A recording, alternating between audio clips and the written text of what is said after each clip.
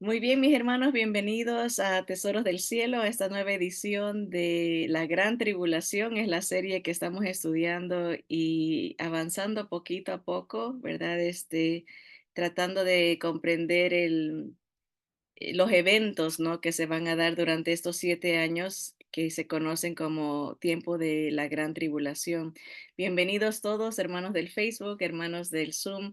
Gracias al Señor podemos juntos, ¿verdad? Crecer en el conocimiento de nuestro Señor y esa era la oración de Pablo, ¿no? Que uno crezca en el amor y el conocimiento de nuestro Señor Jesucristo.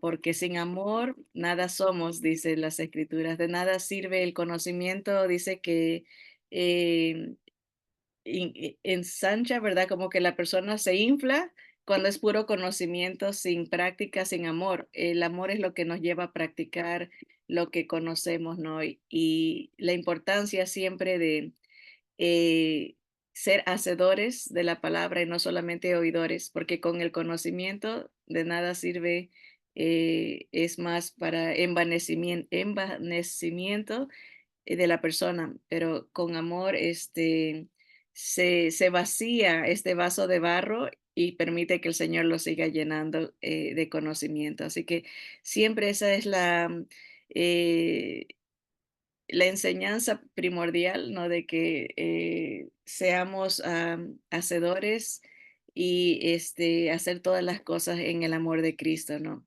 Así que voy a compartir mi pantalla para los hermanos que están, las hermanas que están aquí en el Zoom.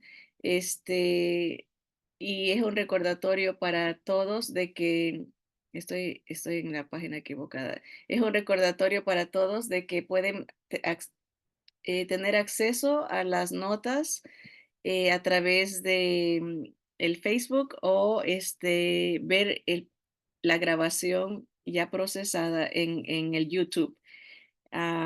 Acuérdense en este Tesoros del Cielo 3, esta semana estaba viendo que otro grupo tomó el mismo nombre, nomás que puso todas las letras con mayúscula, Tesoros del Cielo, todo con mayúscula, pero esa no somos nosotros, es Tesoros solamente con las primeras letras mayúsculas.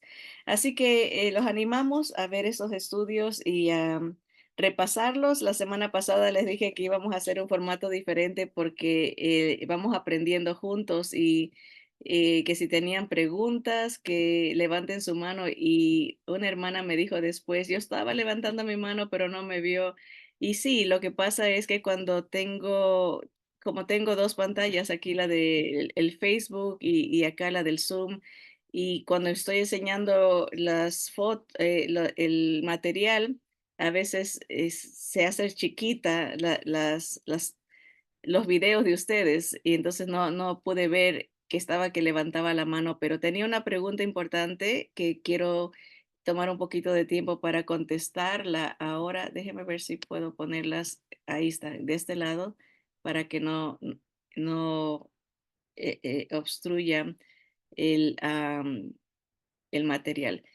Bien, así que la semana pasada estamos ahorita en la primera parte de los 7 años de la gran tribulación y dijimos que empieza, ¿no? Con el advenimiento de ese personaje que se conoce como el anticristo, un líder eh, que tiene que tumbar a otros gobernantes. La Biblia nos habla que van a ser 10, pero él va a tumbar a 3 para poder surgir como el líder principal. Todo esto ya vimos en clases pasadas. También hablamos de que ese principio de esa era de 7 años, basándonos en lo que la profecía de Daniel capítulo 9, eso fue lo que vimos la semana pasada. Déjenme llegar a donde estábamos.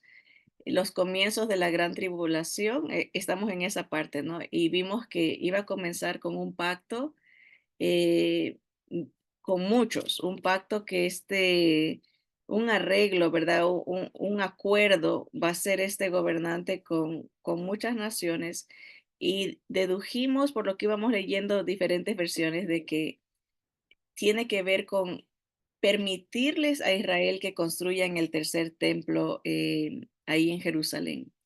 ¿no? Ahorita está muy candente el debate, las naciones tratan de dividir la tierra y el Señor lo profetizó, ¿no? Se van a unar para tratar de dividir mi tierra, dice el Señor.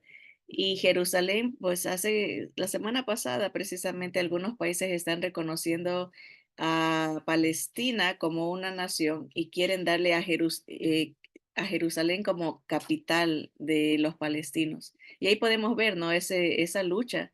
El Señor Dios, Jehová, dice, esa es mi tierra, ¿no? Es de Israel, pero el mundo dice, no, se la vamos a asignar a otros.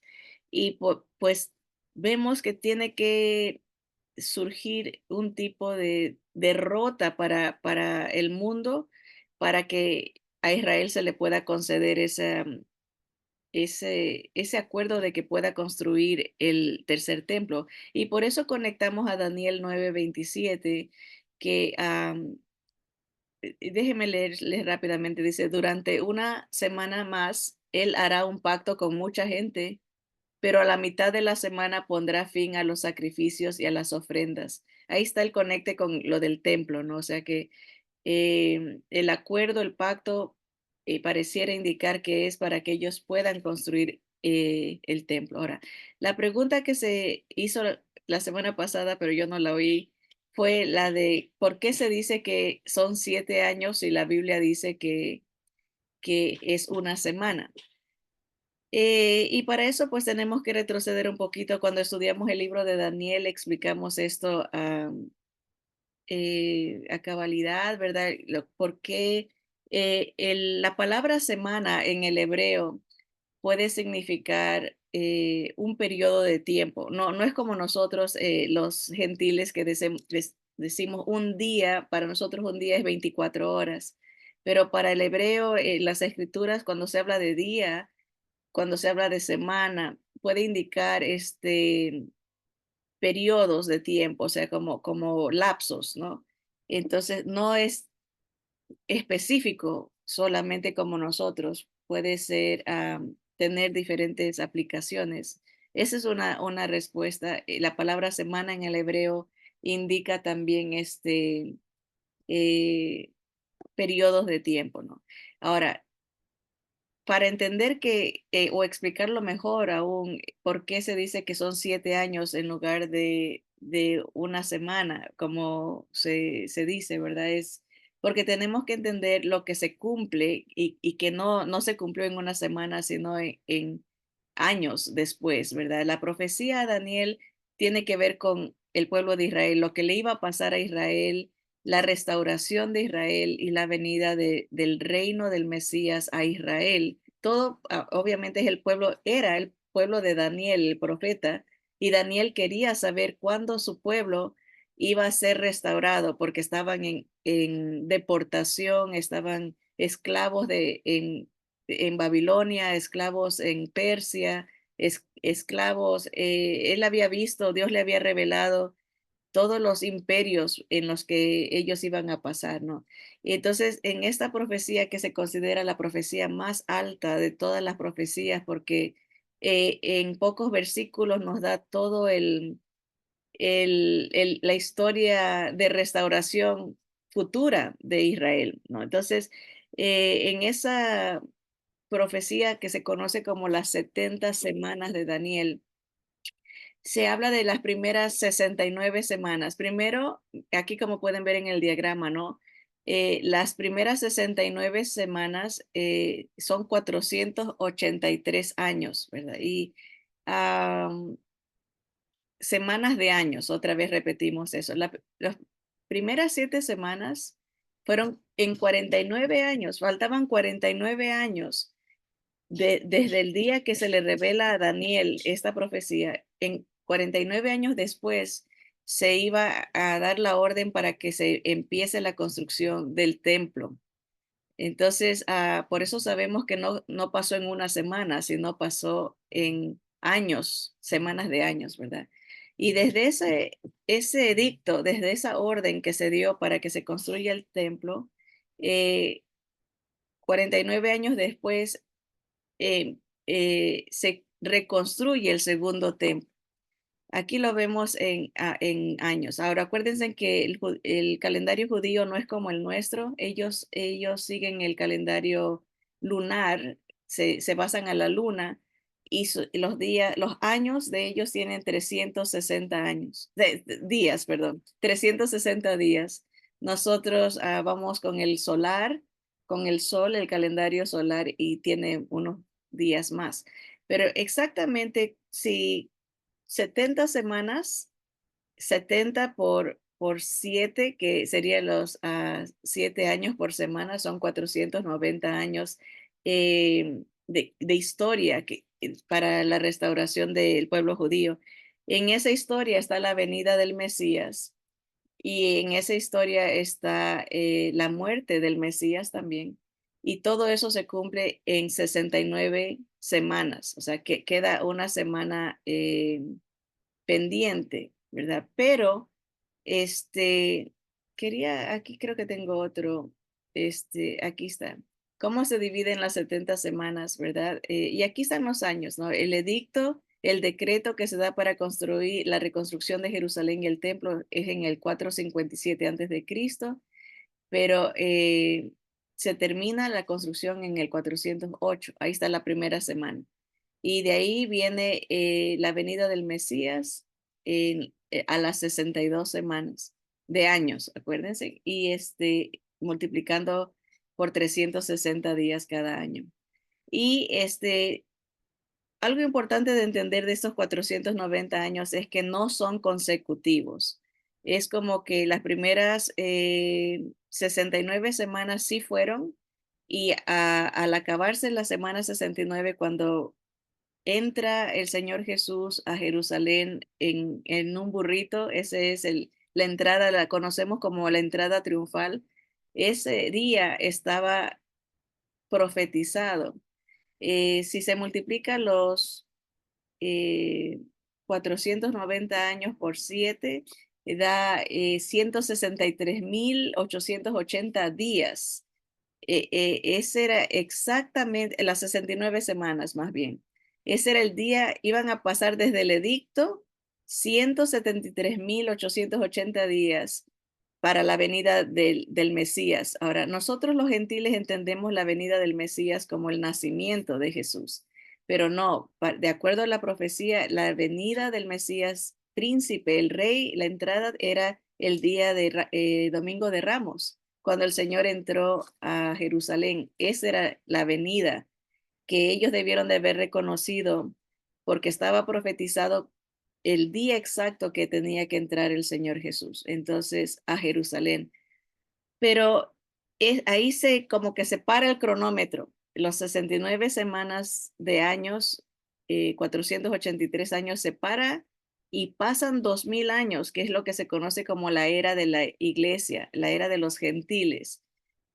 Ha habido una pausa en esos 70 semanas, la última semana todavía para restaurar a Israel y que venga el rey de Israel, está en pausa.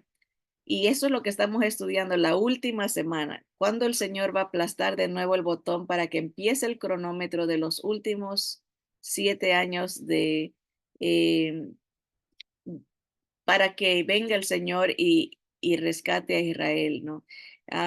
Son 7 años, una semana de años, ¿verdad? Es la última semana de Daniel. Por eso que para entender Apocalipsis tenemos que estudiar el libro de Daniel, especialmente las profecías de los diferentes imperios que vendrían y el que falta, el último imperio global, que va a ser el imperio o el gobierno del anticristo, ¿verdad? Así que ahí nos quedamos, ¿no? En cuanto a esta última semana, el comienzo de esta última semana, ¿no? Hablamos de esa posible guerra que Ezequiel, el profeta, en el capítulo 38 nos habla, ¿no? De Rusia y todos los países musulmanes que rodean a Israel. Creo que aquí tengo un mapa, déjenme, sí. Estos son los lugares y los nombres que nos menciona Ezequiel 38 en este mapa antiguo, ¿verdad? Ah, ahora los conocemos con nuevos nombres, ¿verdad? Rusia es Magog, por eso Gog es el presidente, sería el líder. Gog es como el líder político militar, es la idea. Gog es el príncipe soberano de Magog, de Rusia. Irán es mm, ¿dónde está Irán? Aquí, Meshek y Tubal. En inglés tienen otros nombres parecidos a los nuestros, pero Togarma es Turquía, ¿verdad? Y aquí lo tenemos. Acuérdense en que Israel es un puntito aquí en comparación a estas naciones, está bien chiquito, pero estos son los personajes que salen en Ezequiel 38. Y dijimos que el Señor va a pelear por Israel y va a ganar esa batalla. Entonces, ubicamos Ezequiel 38 antes del comienzo de la gran tribulación porque para que surja este líder a hacer un acuerdo con las naciones de que se permita construir el templo, tienen que haberse vencido, acabado con los enemigos de Israel, que son todos estos países que lo rodean, ¿no? Hicimos mención de que para que llegara a la guerra de Ezequiel 38, es muy posible que ya no esté los enemigos cercanos, que vendría a ser el Líbano, que vendría a ser al sur los Hutis y también Hamas y el Hezbollah, porque estos son países, los otros son organizaciones, ¿verdad? Que están representadas, ¿verdad? Por países también, pero en la guerra de Ezequiel 38 no se los menciona, lo que da la idea de que no, no existen o han sido tumbados a un punto que ya no ejercen una influencia poderosa en contra de Israel. Y ahí nos quedamos la semana pasada. Espero que eso conteste lo de la semana de años, ¿verdad? La palabra puede significar un periodo y también entendiendo que el cumplimiento no se dio rápido en 7 días, sino que en años después. Y ahí se puede llevar entender cuándo fue el decreto. Históricamente está todo en libros, déjenme ver, perdón, aquí, ¿dónde está? Oh, no, no, era más abajo. Está en los libros no bíblicos, extra bíblicos. En la historia de Persia está cuando se dio ese decreto, en la historia judía está cuando se dio ese decreto. Acá lo tengo, ¿verdad? En el año 457 hubieron dos decretos y pues se usa el que del 457 encaja con la primera semana de años y el 408 pone esas 62 semanas la venida del Mesías como en el año 27 de nuestra era. Acá, déjeme ver dónde lo tiene. Ah, aquí lo pone, porque este dibujo de acá pone la avenida como cuando nació, pero es incorrecto. En realidad la entrada triunfal es la avenida oficial del rey, ¿verdad? Y que es aproximadamente en el año 33. Así que este diagrama, primero pienso que está más apegado a los hechos históricos, ¿verdad? En el año 33. Pero aquí pone la última semana, que es la que estamos estudiando, la semana 70, dividida en dos, 3 años y medio o 1260 días, la primera parte de la tribulación, y 3 años y medio, la mitad de la semana, una segunda parte que se divide por lo que va a ser el anticristo en el templo. Eso va a marcar el comienzo de la segunda parte de la tribulación. Aquí no hay fecha para el pacto. Se sabe que va a ser después de la era de la iglesia, ¿no? Tenemos que salir para que se dé paso a desencadenamiento de cosas terribles que vienen, ¿verdad? Por eso el Señor Jesús nos vino a salvar, no solamente espiritualmente, pero nos vino a salvar de lo que viene, de la ira de Dios sobre un mundo eh, que lo odia, ¿no? Un mundo que odia a su Mesías, un mundo que odia a su pueblo, al pueblo de Dios, a Israel, un mundo adverso y contrario a Dios, ¿no? Entonces, no encaja que esté la iglesia en esa era, en las últimas semanas, y por eso se habla del rapto, ¿no? Que el Señor viene aquí a sacarnos de lo que viene, porque nos salva de ese tiempo de tribulación. Así que eso para refrescar también para las que ya estudiamos un poquito de Daniel, pero hoy vamos a ver, entonces ya vimos que la primera parte empieza con la venida de este líder que nos habla Apocalipsis y también con el pacto, ¿no? El decreto, ese arreglo que él hace. Ahora, vamos a estudiar un poquito de lo que la Biblia llama los 144,000 sellados, que le puse el título aquí, el surgimiento de judíos conversos, ¿no? Va a llegar un punto en que Israel, en cierta en de cierta manera, podemos decir, abre los ojos y entiende las escrituras, ¿no? Y recibe al Mesías, pero el Señor los va a levantar, ¿verdad? Para que ellos empiecen a predicar. Y esto lo vamos a leer, pero dice, para poder entender el tiempo de la gran tribulación, o sea, los últimos 7 años de gobierno humano como nosotros lo conocemos, necesitamos conectar la profecía de Daniel 9 con el libro de Apocalipsis. Por la bendición que como grupo Tesoros del Cielo hemos estudiado el libro de Apocalipsis y el libro de Daniel, así que hay una base, un fundamento general, obviamente no exhaustivo, aunque nos tomó más del año estudiar esos libros, pero hay antecedentes, ¿no? Y podemos comprender un poquito mejor lo que nos habla Daniel, precisamente porque hemos estudiado todo el consejo de la palabra, no solamente un versículo aquí, un versículo allá, sino que como libros, ¿no? Estamos conectando las profecías. La revelación de Jesús dedica muchos capítulos para explicar este tiempo. Si usted abre el libro de Apocalipsis, va a ver que desde el capítulo 6 hasta el capítulo 18, Apocalipsis solo tiene 22 capítulos y del 6 al 18 se dedica toda esa escritura para explicarnos lo que va a pasar en los últimos 7 años de la gran tribulación. Así que Dios está interesado en que sepamos lo que va. Es más, hasta hay una bendición para que el que lee el libro de Apocalipsis. Hay gente que dice, no, yo no lo quiero leer porque no lo entiendo, es mucha figura, es mucha destrucción, mucha muerte, mucha desgracia, cataclismos.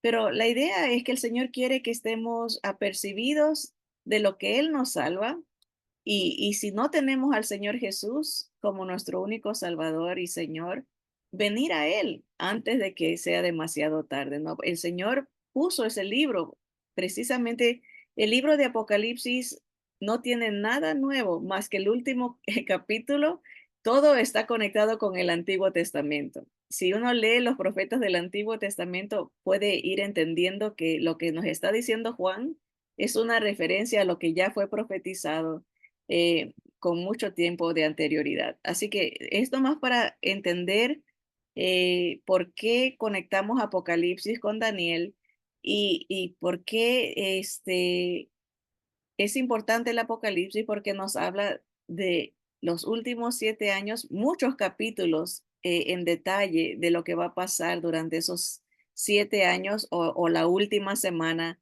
de Daniel, la semana 70, ¿no?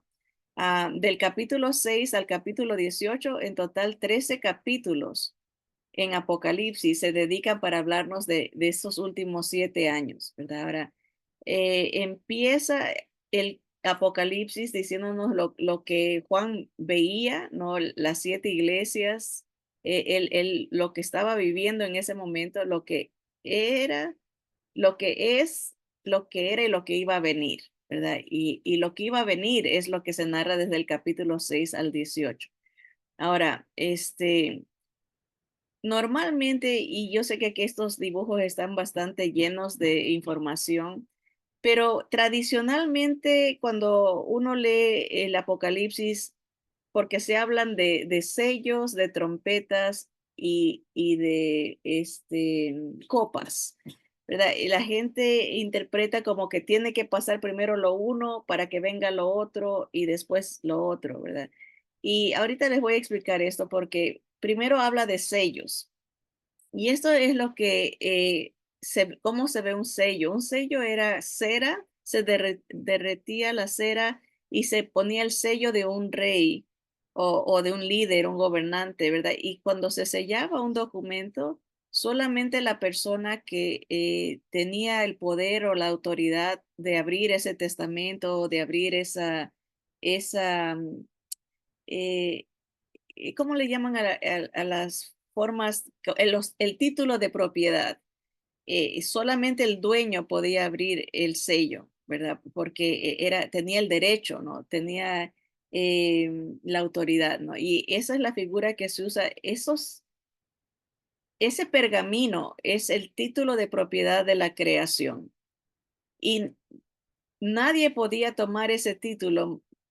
Y Juan empezó a llorar porque no había nadie que pudiera abrir los sellos. Y la historia dice que vio un cordero como inmolado, el león de Judá, ¿no? El Señor Jesús es el único digno de abrir el sello, dice, porque él fue inmolado.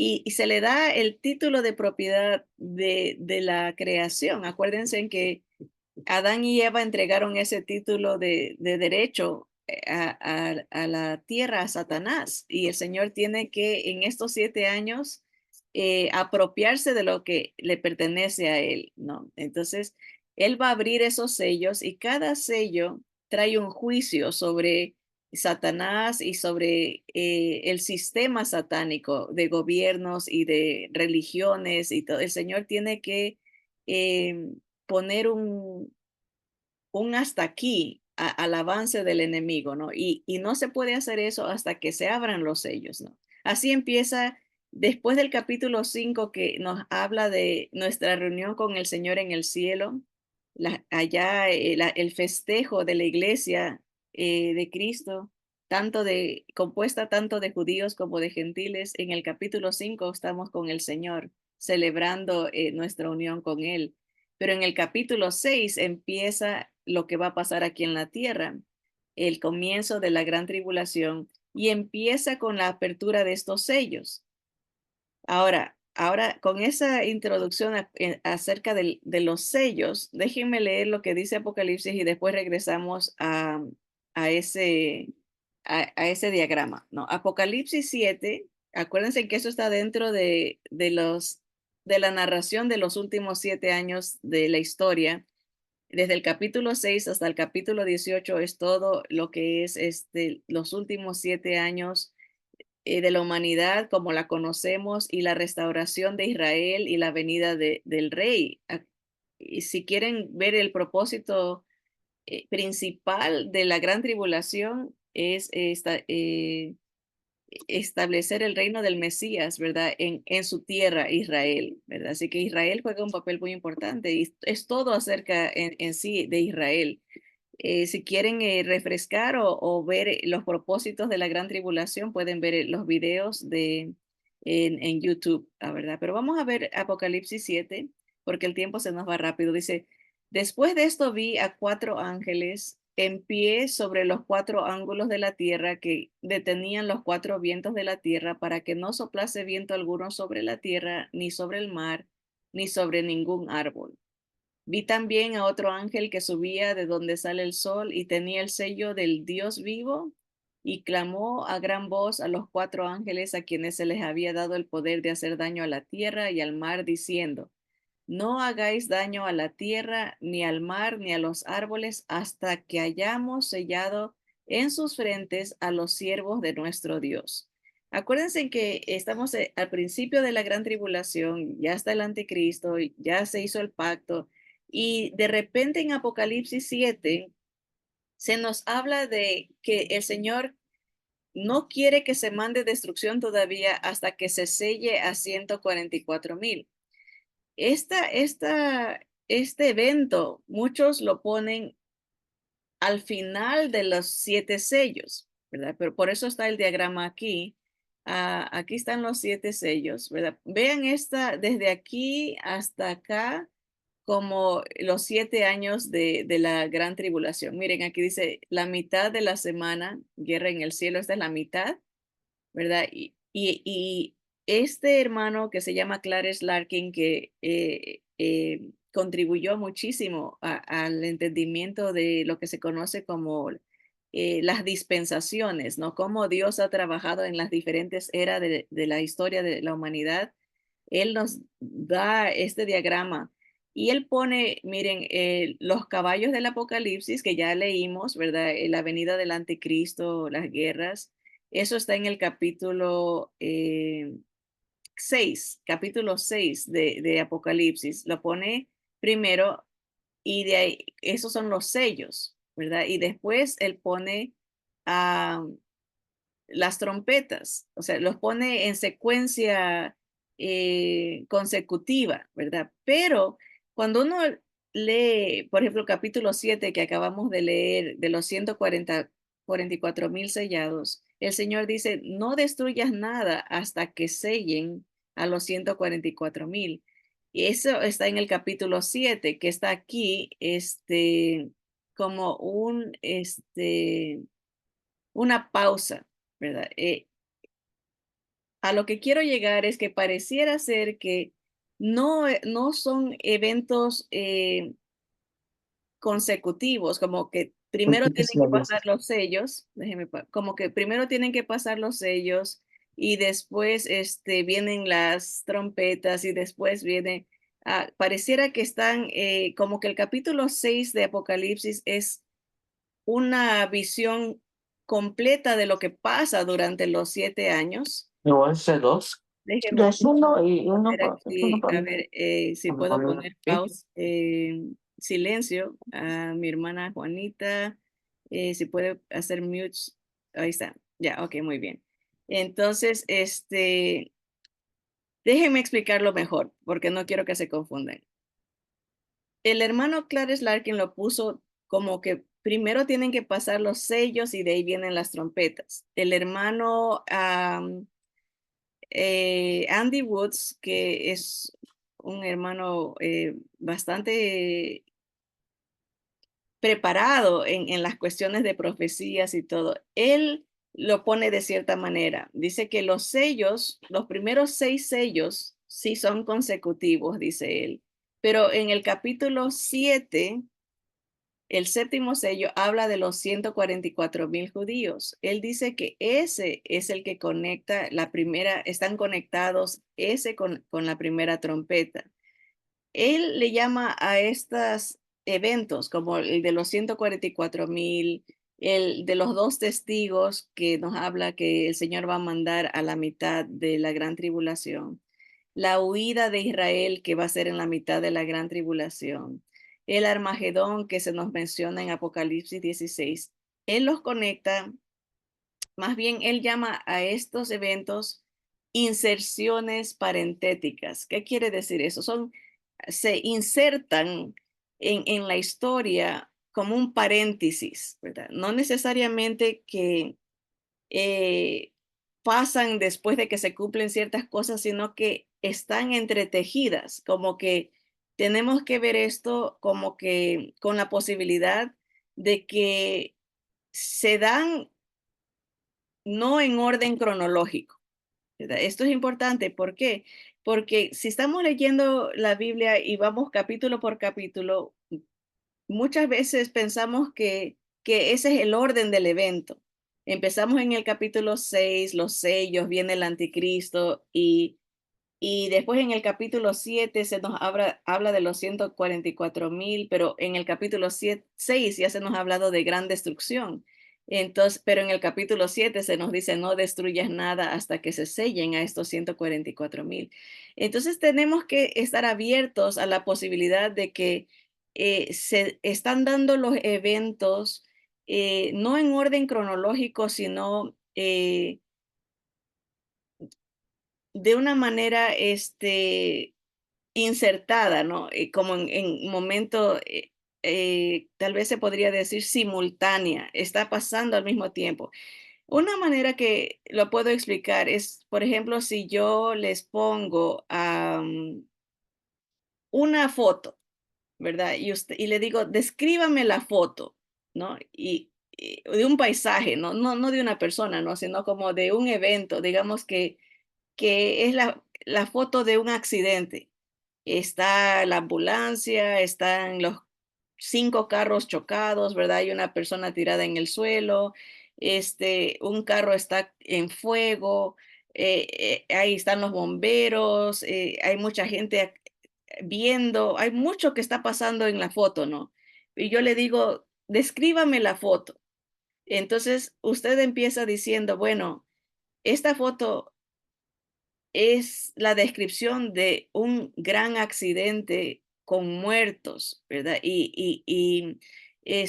Fuego, hay desgracia, hay muerte y sufrimiento, hay gente llorando y todo. Me da una línea de introducción como diciendo, esto es lo que veo. Es un evento de gran destrucción, un gran accidente con muerte, ¿verdad? Me dijo lo que vio en una sola línea, ¿verdad? Y después empieza y dice, mire, veo que fue la culpa del carro azul me empieza a dar más detalles, ¿verdad? No quiere decir que sucedió después, sino que simple y llanamente en la manera de expresar y de explicar con más detalle, se retrocede para dar puntos de vista de lo que puede ver, porque no me puede decir al mismo tiempo todo, tiene que ir poco a poco. Y aquí veo esto, y acá veo a los bomberos, y acá veo a las señoras llorando. Entonces, no es que pasan con mucho tiempo después o tal vez en un orden cronológico, sino que es la manera como el autor está tratando de explicarnos. Y por eso el capítulo 7 de Apocalipsis, que habla de los 144,000, el hermano Andy Woods lo pone como una inserción parentética, es un paréntesis en esta historia, porque en el capítulo 6 nos da como el panorama total. Esto es lo que está pasando cuando salen los caballos del Apocalipsis, pero ya el capítulo 7 nos da un poquito de detalle, ¿verdad? Tal vez eso ayude a entender que no necesariamente es como eh, que tiene que pasar esto para que pase lo otro, para que pase lo otro, sino que es la manera como él nos está tratando de explicar todo estos 7 años am, eh, de una manera más entendible. Ahora, otro hermano dice que entendiendo esta historia de los 144,000, porque algunos lo van a poner como está en el capítulo 7, van a decir, bueno, es tal vez a la mitad de la gran tribulación. El punto que quiero hacer es que pareciera que es antes, al principio, porque todavía no ha habido destrucción y ahorita lo vamos a leer. Aquí leímos el capítulo 7, ¿verdad? Pero solamente la primera parte. Déjenme leerlo más para que entendamos de lo que estamos hablando. Otra vez, Apocalipsis 7. Después de esto, ¿después de qué? Después de que salió el anticristo, los caballos del Apocalipsis, o sea, de la descripción de lo que él nos está diciendo que se trata los 7 años, los sellos, ¿verdad? Él se enfoca en estos personajes, dice, vi a los ángeles, ¿verdad? Que están preparándose para eh, dar paso al juicio de Dios. Y le dice Dios a ellos, no hagáis daño a la tierra, ni al mar, ni a los árboles, hasta que hayamos sellado en sus frentes a los siervos de nuestro Dios. Y oí el número de los sellados, 144,000 sellados de todas las tribus de los hijos de Israel. Ya más específico que eso no puede ser porque hay gente que dice, oh, yo soy uno de esos. Pero aquí dice, oí la cantidad es de las tribus de los hijos de Israel, o sea, del pueblo de Israel. Es muy específico y dice, de la tribu de Judá. empieza a nombrar todas las 12 tribus y de cada tribu van a ser sellados 12,000. O sea, el Señor va a escoger a 12,000 personas de cada tribu del pueblo de Israel para que sean mensajeros al resto del pueblo y a los gentiles que vivan durante ese tiempo. Van a anunciar al Mesías, van a anunciar el reino del Mesías durante ese tiempo, 7 años, algunos dicen 3 años y medio. Por eso digo, yo lo ubico al principio, porque todavía no se permitía que se haga ningún daño a la tierra hasta que ellos sean sellados. Ahora, de la tribu de Rubén, 12,000 sellados, de la tribu de Gad, 12,000 sellados, de la tribu de Aser, 12,000 sellados, de la tribu de Neftalí, 12,000 sellados, de la tribu de Manasés. ¿Ven qué específico, no? No, yo no puedo decir, oh, yo soy una de las selladas, yo no soy de ninguna tribu de Israel. Tienen que ser de Israel. De la tribu de Isaacar, 12,000 sellados, de la tribu de Zabulón. Dios se toma el tiempo de específicamente decirnos de tal tribu tantos, de tal tribu tantos. Y aún así hay gente que dice, no, eso significa que yo soy sellado. No, no tiene sentido eh, en, en la hermenéutica, no la interpretación. Es literal, son tribus de Israel. Y aquí encontré un mapa que explica hoy, ¿no? Qué área hubiese sido cada tribu, ¿no? La tribu de Israel, ¿verdad? En lo que nosotros, por ejemplo, aquí esta sería el área de Gaza, que es del área de los filisteos. Dan está al norte y Judá está, o sea, en esta área, porque por eso está Jerusalén aquí en el área de Judá. Benjamín, aquí la pusieron en el área de Benjamín. Manasés, Gad, Rubén, Zabulón, Isaacar, 12,000 de cada uno.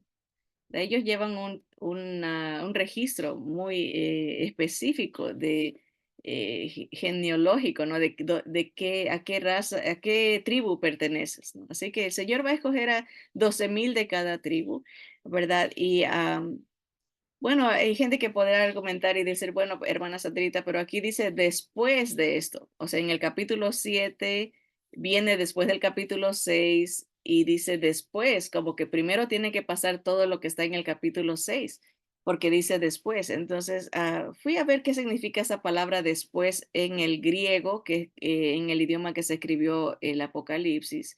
La palabra después es una transliteración, o sea, es una palabra que se pronuncia para que nosotros podamos entenderlo o pronunciarlo, es meta.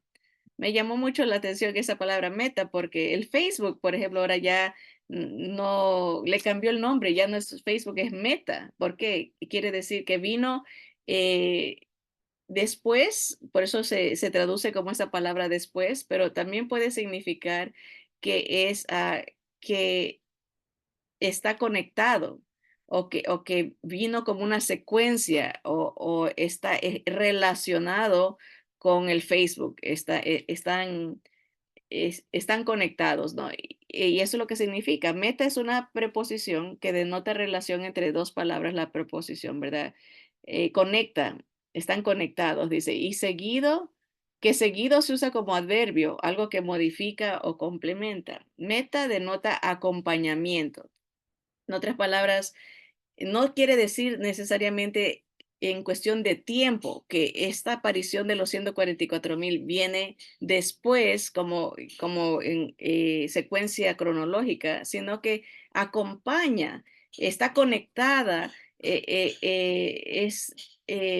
viene como eh, una participación, ¿verdad? Que dice, indica dependencia, sucesión o conexión. Pero a veces nosotros cuando vemos la palabra después, pensamos rápido en tiempo, no como pasó esto y después pasó el otro, pero no es esa la idea única que tiene esa palabra en el griego, sino puede ser una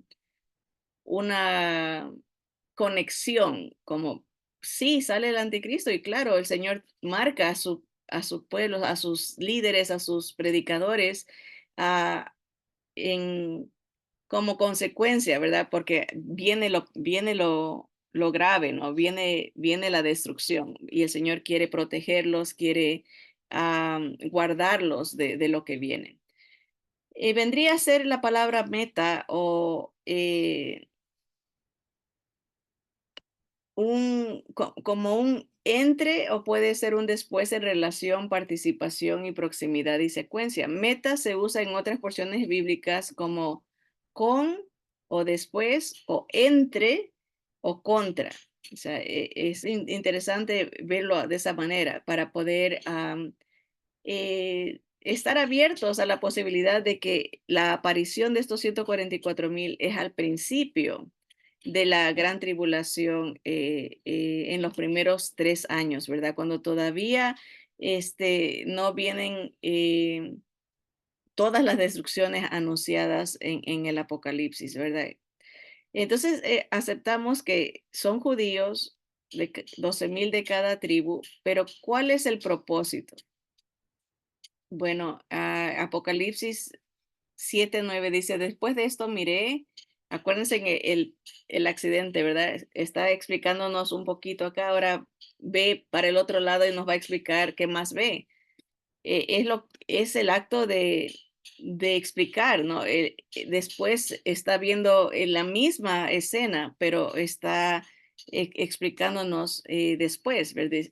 Y dice, y he aquí una gran multitud, la cual nadie podía contar, de todas naciones, tribus y pueblos y lenguas, que estaban delante del trono y en la presencia del Cordero, vestidos de ropas blancas y con palmas en las manos. Y clamaban a gran voz diciendo, la salvación pertenece a nuestro Dios que está sentado en el trono y al Cordero, y todos los ángeles estaban en pie alrededor del trono y de los ancianos y de los cuatro seres vivientes, y se postraron sobre sus rostros delante del trono y adoraron a Dios. Esta multitud que Juan ve está adorando a Dios delante del trono y delante de los ángeles, delante de toda los ancianos que representan a los apóstoles. O sea, está toda la escena celestial, ¿no? Y dice que adoraban a Dios diciendo amén, la bendición y la gloria y la sabiduría y la acción de gracias y la honra y el poder y la fortaleza sean a nuestro Dios por los siglos de los siglos. Amén. Entonces uno de los ancianos habló diciéndome, estos que están vestidos de ropas blancas, ¿quiénes son y de dónde han venido? Yo le dije, Señor, tú lo sabes. Y él me dijo, estos son los que han salido de la gran tribulación y han lavado sus ropas y las han emblanquecido en la sangre del Cordero. Por esto están delante del trono de Dios y les sirven día y noche en su templo. Y el que está sentado sobre el trono extenderá su tabernáculo sobre ellos. Ya no tendrán hambre ni sed y el sol no caerá más sobre ellos ni calor alguno, porque el Cordero que está en medio del trono los pastoreará y los guiará a fuentes de agua de vida, y Dios enjugará toda lágrima de los ojos de ellos, diciendo, oh no, ahí ya se retrocedió el versículo, eh, donde,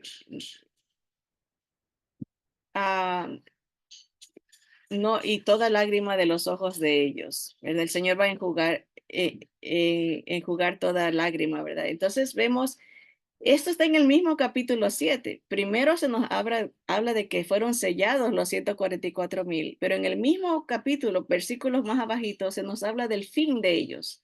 Ellos, o sea, como que comienza la marca para ellos, ¿no? Que el Señor los separa para guardarlos, para usarlos, para que prediquen el Evangelio de Cristo durante la gran tribulación. Pero se nos da en el mismo capítulo ya lo que está al final de la gran tribulación. Ellos triunfan, aunque mueren físicamente, ¿verdad? Pero están con el Cordero alabando a Dios. El Señor va a darles el descanso porque sufrieron hambre, persecución, sufrieron sed, ¿verdad? Y el Señor va a enjugar toda lágrima de los ojos de ellos. No es la iglesia, son los 144,000 más todos aquellos que se convirtieron al Señor durante la gran tribulación, porque dice que es una multitud que nadie puede contar. Mucha gente va a venir al conocimiento del Mesías, de Jesús, del Rey, y van a ser perseguidos por el anticristo, ¿verdad? Pero vemos que aunque está en el mismo capítulo, no nos habla de un evento que sucede al mismo tiempo, ¿no? Eso confirma también de que lo que el autor Juan nos está tratando de describir y se enfoca en ciertas cosas y nos dice todo lo que tiene que ver con ese evento. Por ejemplo, aquí habla del comienzo de los 144,000 y del fin en el mismo capítulo, aunque no están al mismo tiempo, ¿verdad? Hay 7 años que dividen estos eventos, ¿verdad? Pero triunfan. Am, Apocalipsis 6, que nos habla de los sellos, esto quería leerles en el poco tiempo que nos queda, dice, cuando abrió el quinto sello, vi bajo el altar las almas de los que habían sido muertos por causa de la palabra de Dios y por el testimonio que tenían. Acuérdense de los 144,000 más todos los convertidos que vienen por la predicación de ellos. Y clamaban a gran voz diciendo, ¿hasta cuándo, Señor santo y verdadero, no juzgas y vengas nuestra sangre en los que moran en la tierra?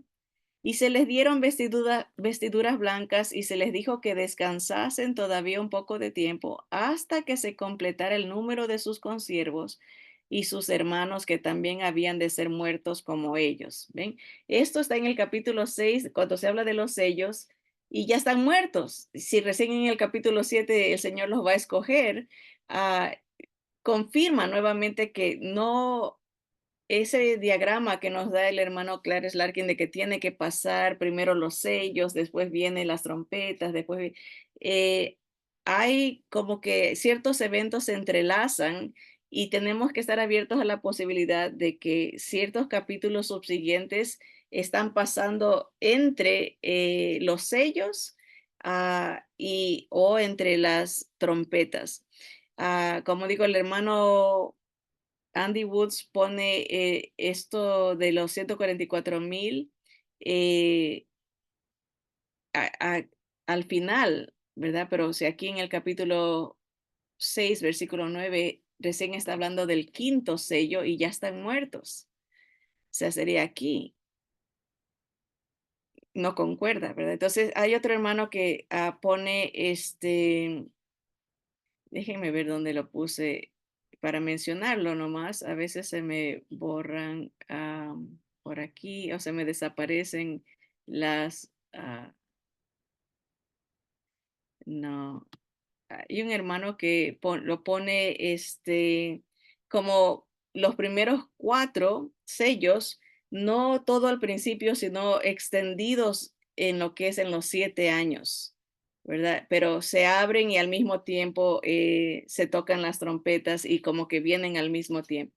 La próxima semana, si el Señor lo permite, voy a enseñarles ese otro diagrama para ver, pero ven como en el capítulo 6 tal vez con eso voy a terminar. Aquí en el capítulo, o tal vez no lo puse. Terminemos con el capítulo 8 hablando de las trompetas.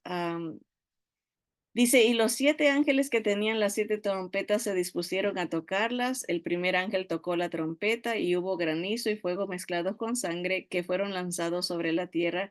Y aquí dice, y la tercera parte de los árboles se quemó y se quemó toda la hierba verde. La tercera parte de todo el mundo, todo se quema. La tercera parte, a estas alturas, algunos eruditos dicen que es una bomba nuclear, pero estamos hablando de la primera trompeta, ¿verdad?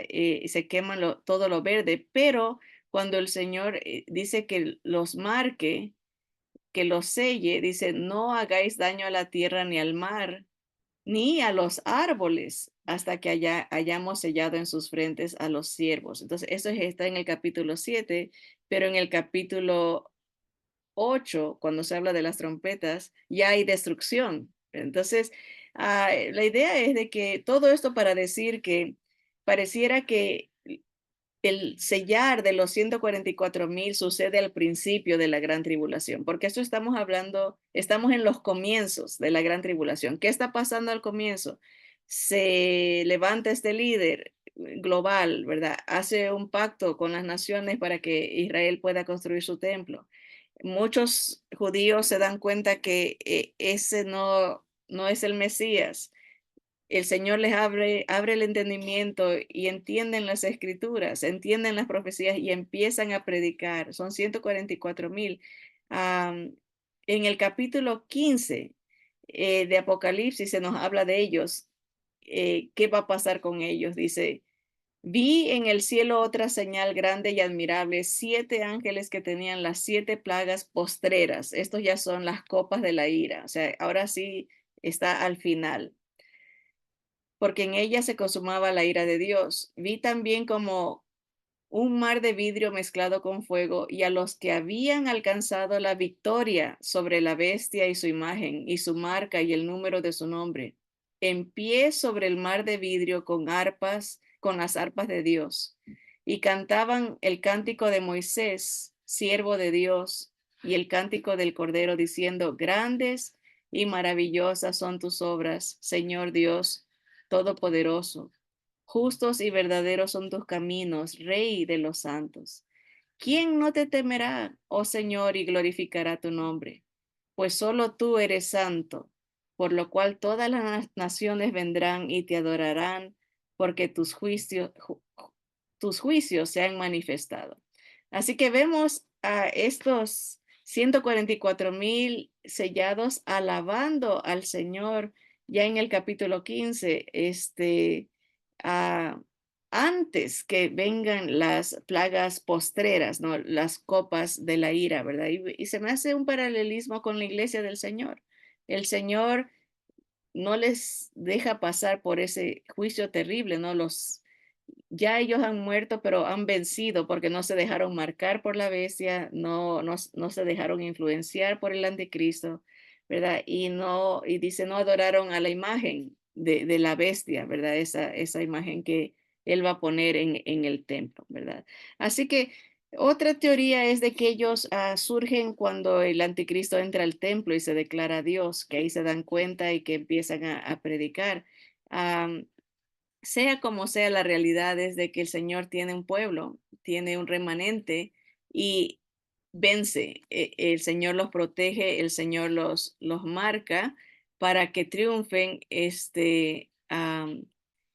como la iglesia del Señor también lo hará. Dice, Dios siempre sella a los suyos, a los creyentes de la iglesia compuesta por judíos y gentiles, como dice en Efesios 1, en él también nosotros, habiendo oído la palabra de verdad, el evangelio de nuestra salvación, y habiendo creído en él, fuimos sellados con el Espíritu Santo de la promesa, que es el anillo o el arras de nuestra herencia hasta el día de la redención, para alabanza de su gloria, ¿no? El Señor nos ha sellado espiritualmente, tenemos una marca para que cuando el Señor venga, sepa quién es de Él, ¿verdad? El Espíritu Santo de Cristo mora en nosotros, ¿verdad? Ese es el anillo de compromiso para el día de la redención de la posesión adquirida. El Señor viene por su iglesia. Igual con los 144,000 los sella, los marca, son de Él y les garantiza la victoria, no de la perspectiva humana, como nosotros pensaríamos la victoria es que ellos destruyan al anticristo. Ellos mueren por su fe, pero triunfan porque no se someten al enemigo, no se rindieron al engaño, a la mentira, ¿verdad? No, no se comprometieron en su fe. Así que por el testimonio de ellos, dice, eso fue ellos, la predicación del Evangelio de Cristo fue lo que les hizo vencer. Dice, ellos derrotan al enemigo, ¿verdad? Y están con el Señor. El Señor lo ve todo en presente, para Él esto ya pasó, para nosotros está en el futuro, pero el Señor dice, me van a adorar, ¿verdad? Van a cantar un cántico nuevo, el cántico de Moisés y del Cordero, y solo ellos lo pueden cantar. En la próxima semana, si el Señor permite, vamos a concluir esta parte de los 144,000. Y como digo, no sea que empiecen tan pronto se da el pacto a predicar, acuérdense en que ellos van a ser como un apóstol Pablo, ¿verdad? Judíos que conocen las escrituras, predicando a Cristo que murió y resucitó, ¿verdad? Al Mesías que esperaban, ¿no? Y van a alcanzar, el Señor va a alcanzar a muchos a través de la predicación de ellos. Como dice, una multitud que nadie puede contar se va a convertir, ¿verdad? Pero am, lo destacable es que el Señor es fiel a su palabra, ¿no? A sus hijos, Él nos guarda.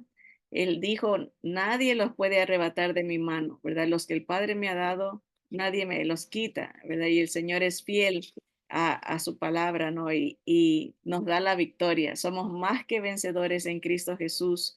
Ah, sea lo que sea que venga, persecución, angustia, hambre, desnudez, nada nos puede separar ni ninguna cosa creada, ni ángeles, ni demonios nos pueden separar del amor del amor de Dios que es en Cristo Jesús, Señor nuestro. Así que vamos a orar y darle gracias al Señor por esa realidad y pues seguir anunciando que todavía hay tiempo mientras estemos vivos, tenemos oportunidad de reconocer al Señor como nuestro Rey, el Señor, el dueño, el único Salvador, ¿verdad? Y eh, evitar pasar por este periodo, este tiempo de gran sufrimiento que viene para Israel y para el mundo entero, ¿no?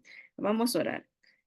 Señor, te damos gracias, Padre, por nuestro Señor Jesucristo, el Cordero tuyo, el Cordero de Dios que quita el pecado del mundo, aquel Cordero inmolado que es digno de tomar el libro y abrir los sellos. Él es el que puede tomar el título de propiedad de la creación, el título de propiedad de su tierra y de su pueblo. El único que puede desatar lo que se necesita para que se pueda vencer las fuerzas malignas y se pueda establecer el reino. Señor, gracias porque tú usas a personas, humanos, para compartir tu mensaje de salvación. Gracias por estos 144,000 judíos que se levantarán para predicar las buenas noticias de que hay salvación, de que hay un rey que puede traer la justicia verdadera, que hay un Dios que quiere tener relación con sus criaturas y que quiere venir a este mundo a traer la paz, la justicia. Señor, gracias por ese mensaje. Gracias por las personas que lo van a recibir. Gracias porque a pesar de que sufrirán y morirán por su fe, Señor, tú les das la victoria. Señor, podrán alabarte, como dice tu palabra, con arpas, cantando un canto nuevo, reconociendo, dándote gracias, Señor, al igual que nosotros, porque nos has redimido, nos has comprado para sacarnos de la muerte, sacarnos del poder del pecado, del poder de Satanás y librarnos de nosotros mismos, Señor. Gracias, gracias porque nos rescatas de lo que viene y a ellos también de los últimos juicios, de las últimas plagas, Señor, de eh, la ira que viene. Salen, por eso rogaban, ¿hasta cuándo, Señor? ¿Hasta cuándo vengas nuestra sangre?